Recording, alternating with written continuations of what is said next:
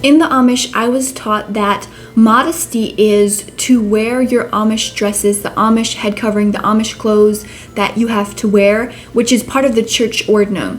As a young girl, I cared about being pretty, looking good, as all girls do, but I was told that it doesn't matter if you're pretty. Only thing that matters is that you wear the correct Amish clothes that you're supposed to wear. It was very devastating to me, but we didn't have a choice. And Amish are not allowed to wear jewelry and no nail polish, no makeup. Also, you have to have your hair covered. And then the women would wear the specific type of dresses that is in accordance with their church ordinum. That's basically all we were told about modesty. Is it's what you can see, and if someone doesn't have those Amish clothes on, then they're not being modest. But modesty is so much more than that, and something I've noticed is because they don't teach more than that about modesty, some of the people in Rumspringa in my community, when they go to parties, like the more wilder parties, they would dress in non-Amish clothes, and it's very revealing clothes because they think that's what is cool, that's what is nice when you're wearing non-Amish clothes.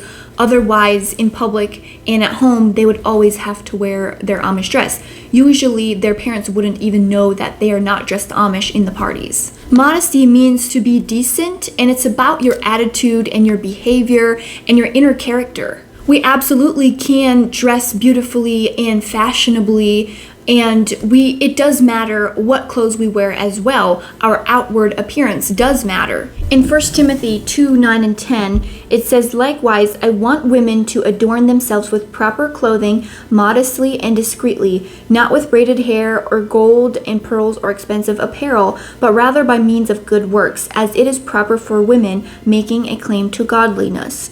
Now, this does absolutely not mean that we can't have braids and gold and jewelry. That's not what it's talking about, but it's more about what's in your heart, your inner character, and also dressing properly on the outside as well. A godly woman would want to dress properly. And this verse, it's kind of funny that the Amish would take this verse, a little part of it, but not the other part of it, because where it says about braided hair, they would braid their hair for the younger girls. But then the gold or pearls, they would be like, oh no, we can't have jewelry, that's a sin. But it's in the same verse. So that wouldn't really make sense. It isn't proper for a godly woman to dress in those tight leggings or the crop tops that look like a bra. That's not proper at all for a godly woman. It changes when someone is a born-again Christian. And I love how I heard someone say it, put your old self to death and put on your kingdom mindset.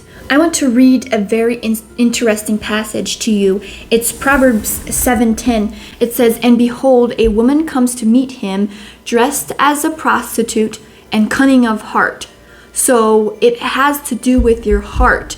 How you're dressed is also kind of an insight into your inward character. Another thing that the Amish women have to do is to wear a head covering all the time in public.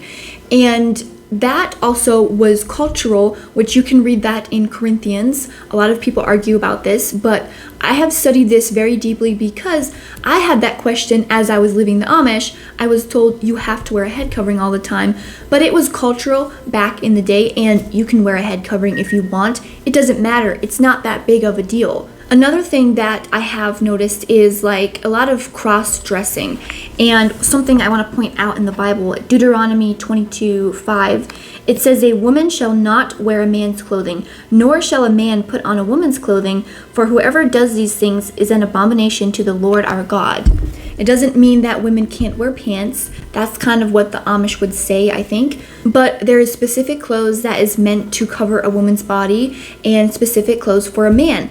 Now, I am so happy to learn that I can still dress beautifully and fashionably while still being modest. There's no reason that a woman is always forced to wear dresses all her life, no matter what. It's not what God would want, and the culture does change. you can kind of move with the culture while still being modest. Like I said before, a godly woman should definitely desire to dress properly and modestly. Even though my viewpoint of modesty has shifted a little bit and it's deeper than I thought, and I understand it better now, I still am thankful that I have learned in the Amish that it's good to cover up. So even when I was leaving the Amish, I knew that it's still important to cover up your body. I don't agree with the Amish saying that the women can't be pretty and it doesn't matter if you're pretty or not, you just have to wear these specific clothes no matter what. I don't agree with that at all. It's not something that God would force us to do because He never forces anything upon us.